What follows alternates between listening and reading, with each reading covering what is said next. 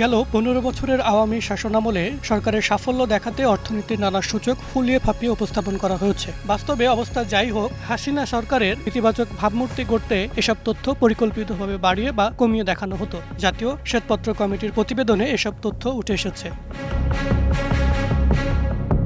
এসব সূচক প্রতিষ্ঠিত করার পেছনে সবচেয়ে বড় অবদান ছিল বাংলাদেশ পরিসংখ্যান ব্যুরো বা বিবিএস-এর। সরকারের রাজনৈতিক সিদ্ধান্তকে বাস্তবে রূপ দেওয়ার কাজে হাতিয়ার হিসেবে ব্যবহার করা হয়েছে সংস্থাটিকে। এছাড়া নানা সময়ে বিতর্কিত শুমারি কিংবা জরিপ প্রকাশের অভিযোগও রয়েছে বিবিএস-এর বিরুদ্ধে। এমন পরিস্থিতিতে সংস্থাটির নাম পরিবর্তনের পাশাপাশি কাঠামোগত সংস্কারের সুপারিশও করেছে স্বাধীন টাস্কফোর্স। সোমবার প্রস্তাবিত খসড়া পরিকল্পনা উপদেষ্টার কাছে হস্তান্তর করে বিবিএস সংস্কারের জন্য গঠিত টাস্কফোর্স, যেখানে ৫০ কোটি টাকার বিশেষ বরাদ্দ, শাখা ৮টি থেকে বাড়িয়ে ১৬টি করা এবং পরিসংখ্যান আইন সংশোধন সহ ৩৮ পৃষ্ঠার খসড়া প্রস্তাব দেওয়া হয়েছে। সংস্থাটির ওপর আস্থা ফিরিয়ে আনতে সংস্কারের বিকল্প নেই বলে মত টাস্কফোর্স কমিটির।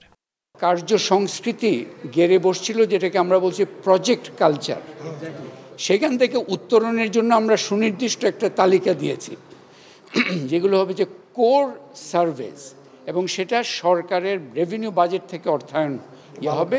এবং আমরা একটা প্রস্তাব দিয়েছি যে এই স্বল্প সময়ে একটা ইমিডিয়েট অ্যালোকেশনের জন্য একটা ডিপিপি ইত্যাদি চালু করা। এই যে স্টেক হোল্ডারদের জন্য এই যে আমাদের অ্যাক্সেসিবিলিটি, তার জন্য বেশ সুনির্দিষ্ট প্রস্তাব আছে। দেশের প্রকৃত চিত্র বিবিএস-এর প্রতিবেদনের মাধ্যমে যেন সঠিকভাবে উঠে আসে, সেজন্য যে সংস্কার প্রয়োজন অন্তর্বর্তীকালীন সরকার তা করবে বলে জানান পরিকল্পনা উপদেষ্টা। পরিসংখ্যানের হিসাবগুলোর স্বচ্ছতা, এগুলোর গুণগত মান এবং সহজলভ্যতা এটা নিশ্চিত করার জন্য, এবং বাংলাদেশ পরিসংখ্যান ব্যুরোর ভিতরে কোনো প্রাতিষ্ঠানিকভাবে উন্নয়ন করা যায় কিনা, যাতে তারা আরও জবাবদিহিতায় থাকবে, তাদের এই কাজের মধ্যে স্বচ্ছতা আসবে এবং দক্ষতা বাড়বে, প্রশিক্ষণ বাড়বে, সেগুলোর জন্য কি করা যায় এই রিপোর্টে তা দেওয়া আছে।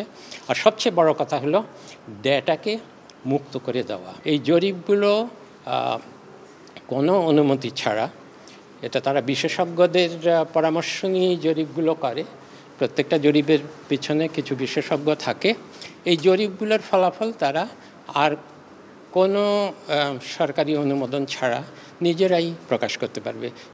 এছাড়াও কোনো সরকারের পক্ষে কাজ না করে সংস্থাটিকে স্বাধীনভাবে কাজ করার সুযোগ দেওয়া হবে বলে জানান তিনি। মাহাবুল ইসলাম, স্টার নিউজ, ঢাকা।